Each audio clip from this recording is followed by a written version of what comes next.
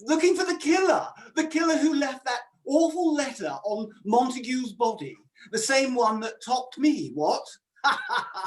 Well done, Mortlock. I shall see you soon, or not, as the case may be. May I just say, these garments look most fitting on your lordship. Yes, I've already sent compliments to the tailor. Not bad, eh, Hammersmith? You'd never think from looking at me that I was a man of 58 years old. Indeed not, sir. In fact, sir, on closer inspection, you would appear to be a man at least... Half that age? Quite. You may put it down to the finest wines, a sound disposition, and the constant companionship of invigorating souls. Your lordship is a devoted family man. Family? Good God, man. Did you think I was referring to my wife and daughter? Never forget, Hammersmith, that friends are the Almighty's way of apologising for relatives. Strange that you never thought to marry, Hammersmith. Uglier men than you have managed it. But then, of course, they were all fabulously loaded. That's it. All you need do is find yourself a stack of cash, old man. Or bump off some rich old bird. Or bloke. What's that? I have never managed to impart the constancy of my affections to the woman that I love, alas. I think it my part to go to my grave in such a state of hesitancy. Well, what a surprise. I never had you down as an impassioned suitor, Hammersmith. Talk about still waters running deep. Bally subterranean in your case, what? It's obvious that the mistake you've been making throughout these years is to put all your faith in love. The only creatures deserving of love are one's Labradors. No, you should stick to more earthly pleasures. You know that every Tuesday to Thursday I attend to charity business in London, the charity to which I have devoted most of my adult life, the Society for Housing Afflicted Girls. These poor girls are those brought up in the parts of London where they have no prospects but fall into disgraceful ways. And they fall far, very far. Mrs. Throttlesnake, good day to you. I trust all is well. Indeed, Mr. Hammersmith. My lord, my apologies for disturbing you, but the Reverend Smallpiece has just arrived. Was it to be part of the dinner party?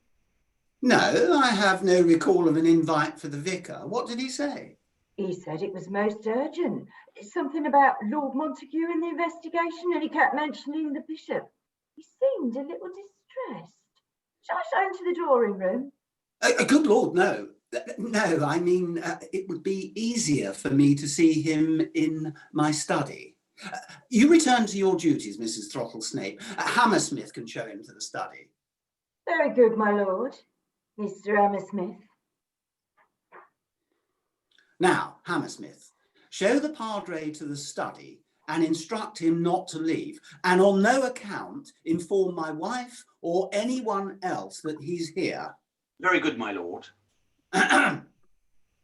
Remember, not a word.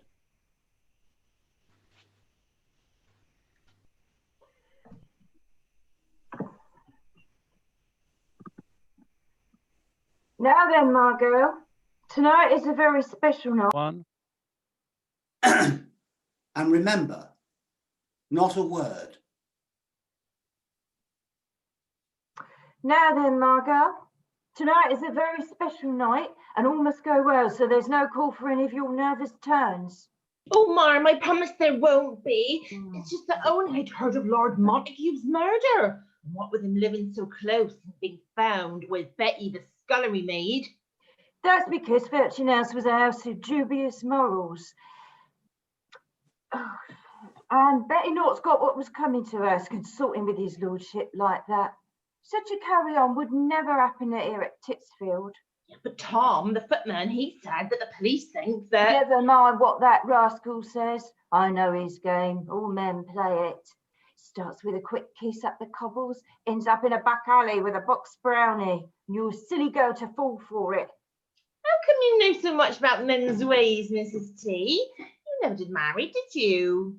No, But I haven't always been a housekeeper, girl. Before I came here, I was in London, doing things no girl should ever have to do. I saw how men behave till he got up, and I've never forgotten it, so you mark my words. Oh, I will, Mrs. Rattlesnake, I will. But why is tonight so important? I've never known everyone on Tantric so bad. Is something to happen tonight? Aye, indeed it is, young Tilly. Mischief and dark thoughts are aboot. It's a bra brick nick the next you can.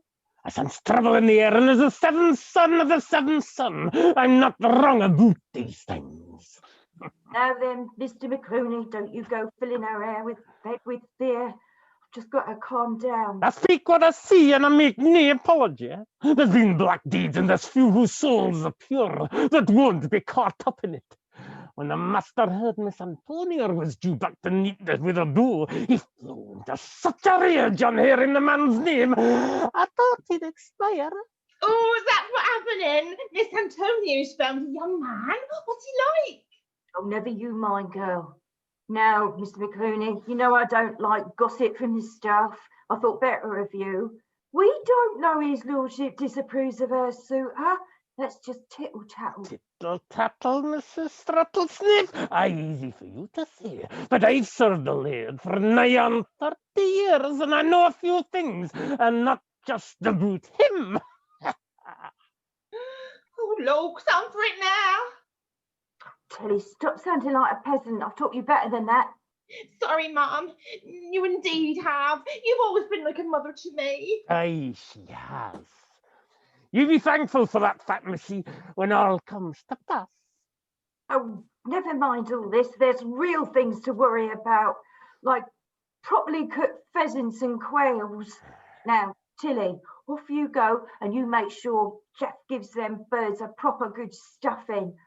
Make sure he covers them in generous quantities of cream, not just a little trickle.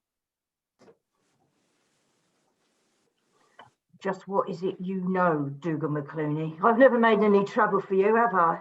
Don't concern yourself about me, good lady.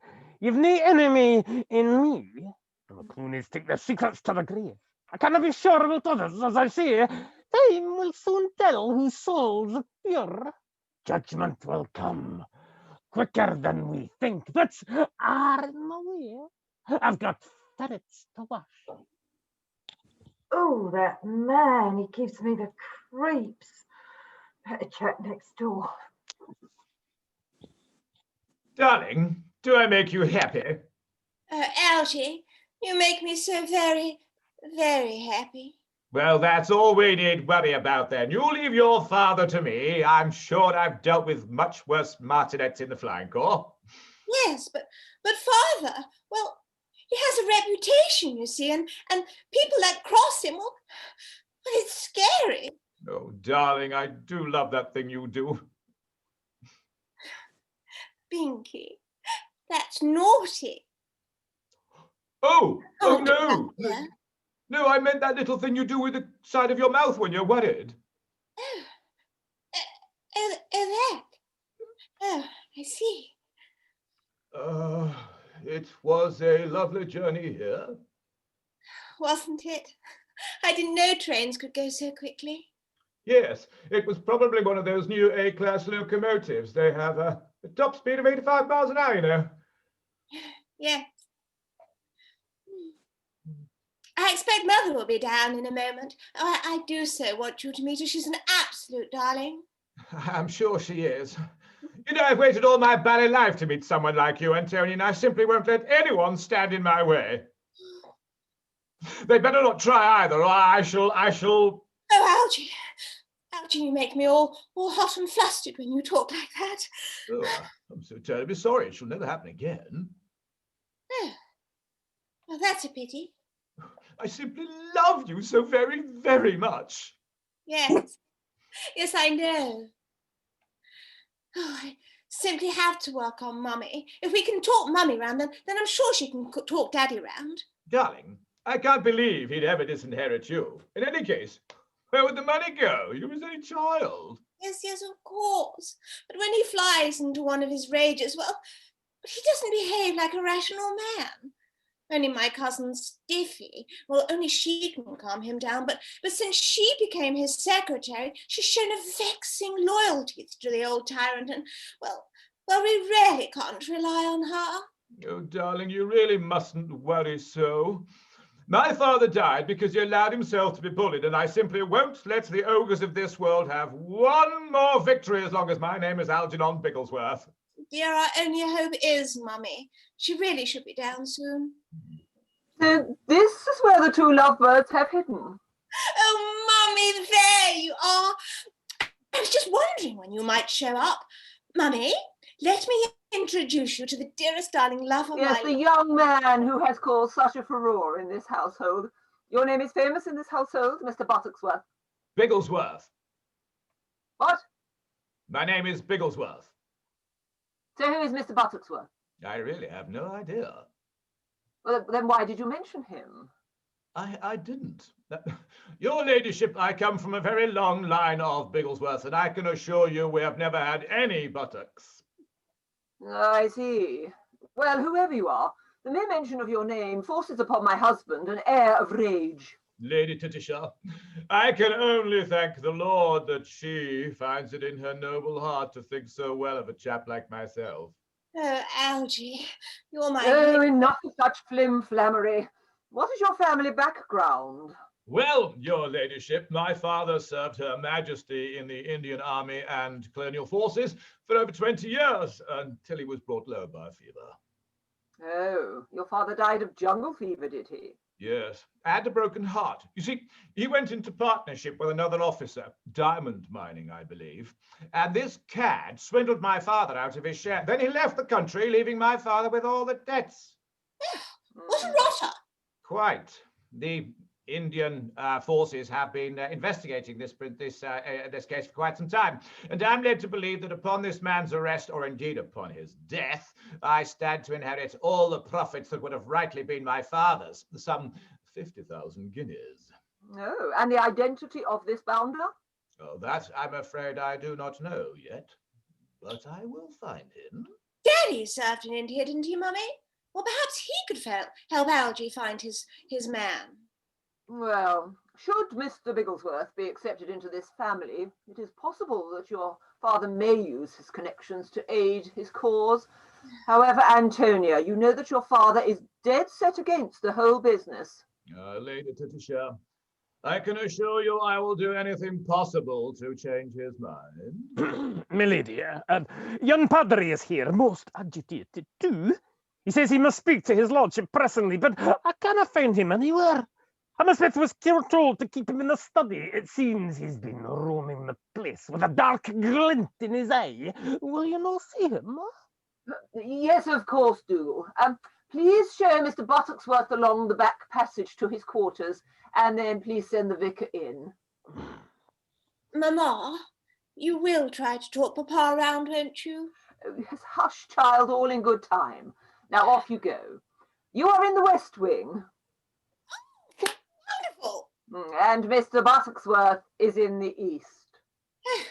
Bother. He seems like a nice enough chap. Nice chap, but one can never tell until one sees him eat artichokes. What can the vicar want, I wonder? Probably the church rota again. Oh, vicar, there you are.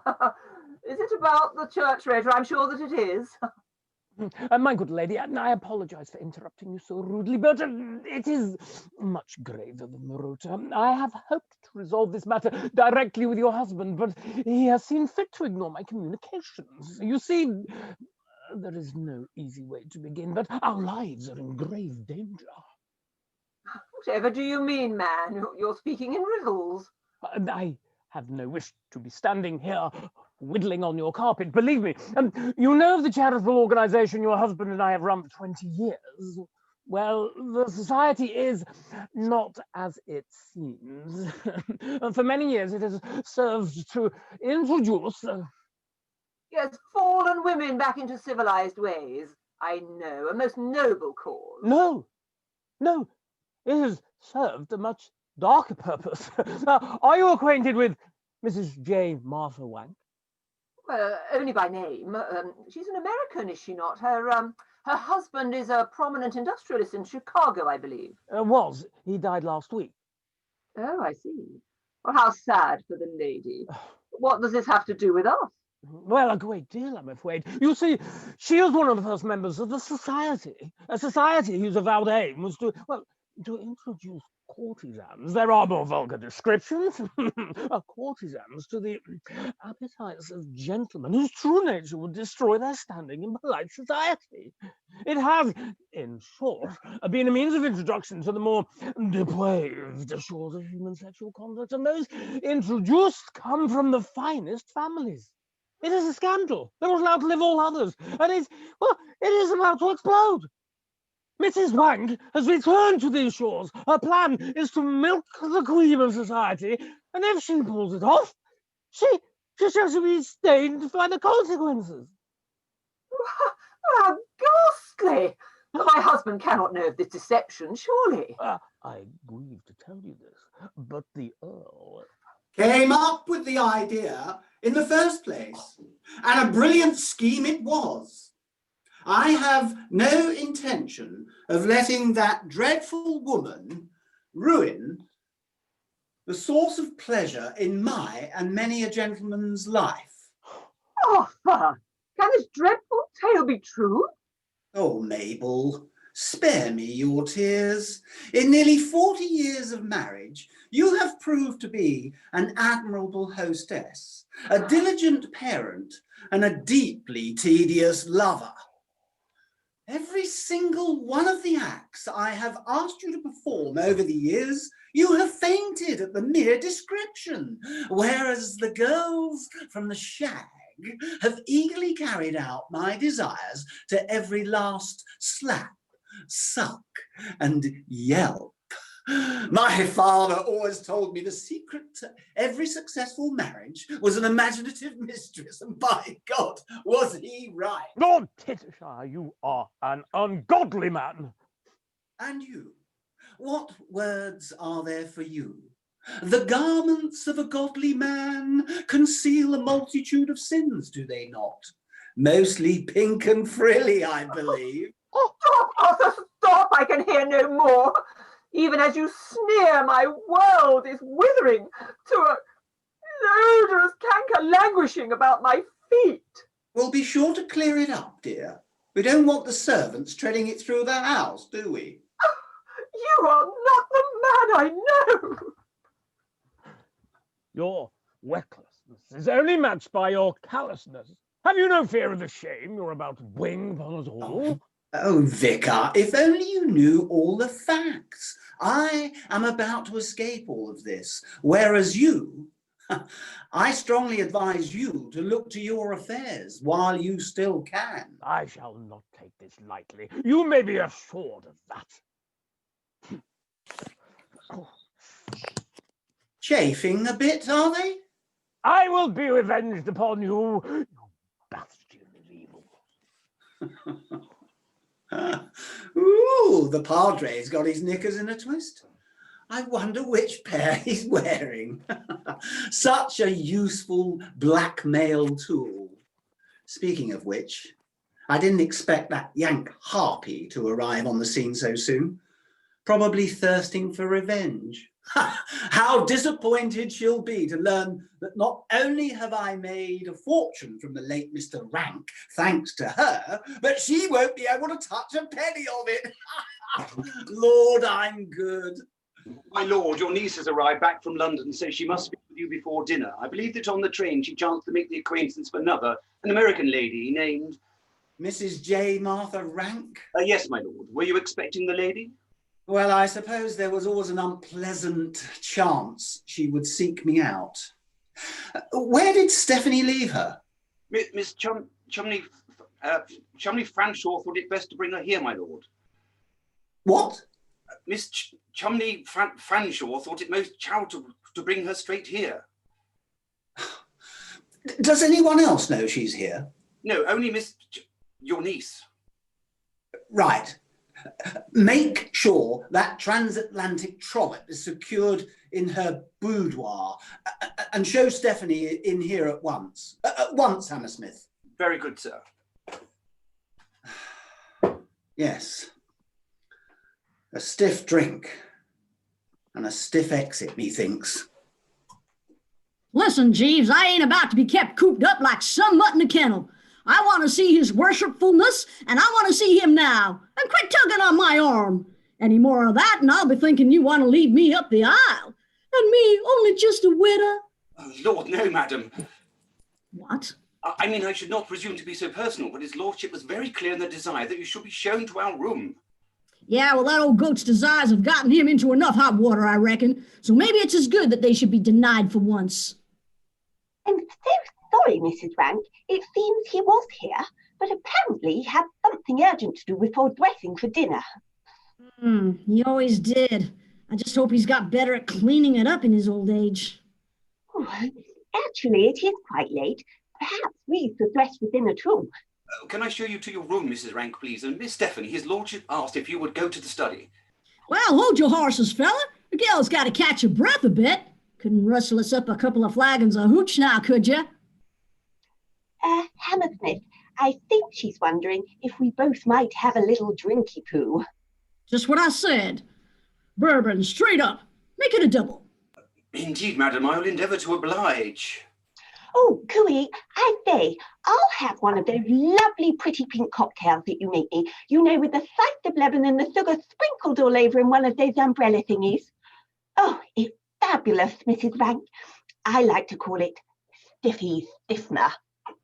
Well, that sounds delightfully improper. Snap to it, eh, Jeeves? It will be my distinct pleasure, madam. Talking of stiff things, I'll just bet this house is crawling with all manner of perversion, like I told you about. The English vice, so they say. Who knows what I'll find in that room he's taken me to? Oh, Mrs. Rank, you do have an overactive imagination. Surely no one could be so beastly as to treat someone like a horse in the bedroom. Ha! If only you knew. Oh, Lord, I needed that. All righty, Jeeves. Lead on. Oh, thank you, Hammersmith. Well then, Mrs. Rank, it's been lovely talking to you.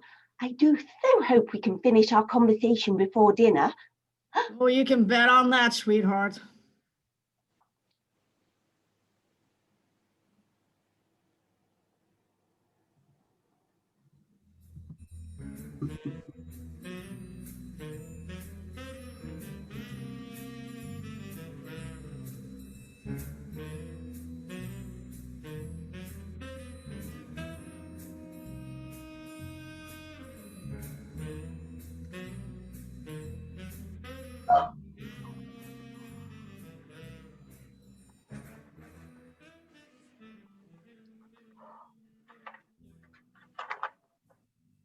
Oh, the miserable bastard! 20 years of service and not one thing for me or my telly. Beast! Mrs. Throttlesnape. Oh, Mr. Hammersmith, you did give me such a fright, oh my lord. Throttlesnape, I think I know what it is you are thinking of doing, and I beg you not to. Whatever you think to gain. Gain, Mr. Hammersmith? I can gain nothing. Clapped out old woman like me. But those I hold dear, those... I've observed you over the years closely, and I've seen your endless Christian charity to the young girl. You're a fine person, Mrs. Throttlesnape, and your actions towards her have done you credit, but... But what? Oh, I have little left in me, Mr. Hammersmith. Oh, no man will come a wooing me, and when I should pass... No, Mrs. Throttlesnape, do not talk so. It pains me grievously to hear such words. Oh, why this show of concern for you? Am I missing something? Oh, Mrs. Rattlesnake. Bertha. Bertha. Yes, Mr. Hammersmith. Bernard. Bernard.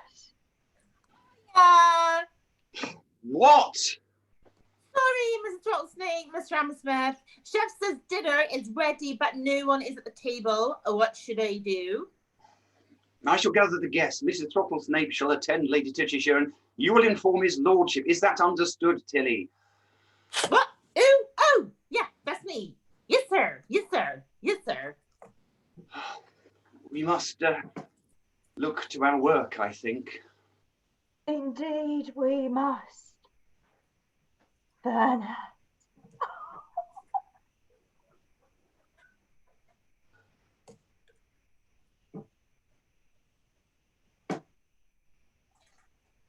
What's the matter with you, man? You look like you've seen a ghost. Only the ghost of what might have been, Mr. McClooney. Stand yourself tall, man, and have courage to seize your destiny. We all must, else it shall seize us. I see much happening soon. Aye, secrets, lies, promises, threats, all shall come to pass, and soon. What? Aye, the seventh son of a seventh son.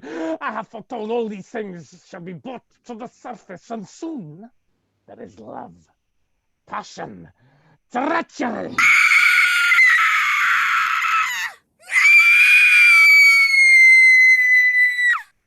And murder.